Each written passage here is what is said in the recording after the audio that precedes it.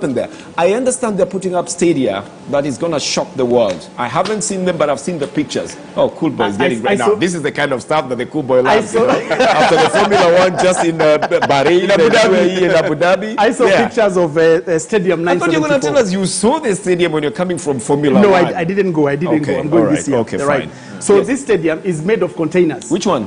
Stadium 974. 974, the newest. It's been made of containers. Yes. And these containers are fully dismantleable. In fact, they've said once the World Cup is finished, they are going to dismantle everything and there will just be empty space. Yeah. 8 stadia in 5 host cities. Yeah. And they were just putting the final touches onto 2 just recently. 974 is one of the latest. But these guys have put up stadium that will leave you gaping, with your mouth open. Al Bayt is a 60,000-seater. It resembles the tents historically used by nomadic people. 974, we've talked about it. Khalifa International has a capacity of 45,000, has hosted several matches. There is another one that is called the Al Jonoub Stadium. Now, the architecture is inspired by the sails. There's Education City Stadium. Now, this is one of the most environmentally sustainable stadiums. Apparently, 20% of it is green. Would you believe it?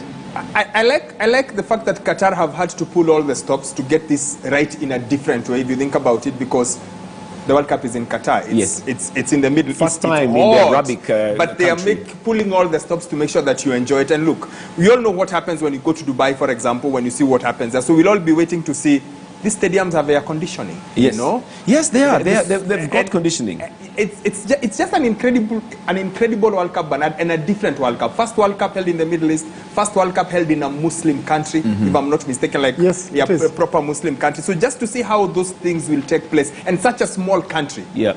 So just to see how they'll be able to pull it off. And if the World Championships in Doha are anything to go by 2.5 years ago, it will be a spectacle. I like what they said when they were bidding for this. They said that will bridge the gap between the Asian countries and the European countries. So they play their cards very nicely. Give it to us. Let's foster this good relationship. So they're using it for their own diplomacy as well. And that's the reason why they have pulled all stops. I mean, they want to make this really the best. They have the money. And they have the money. And they're not afraid that they're going to put up all this infrastructure.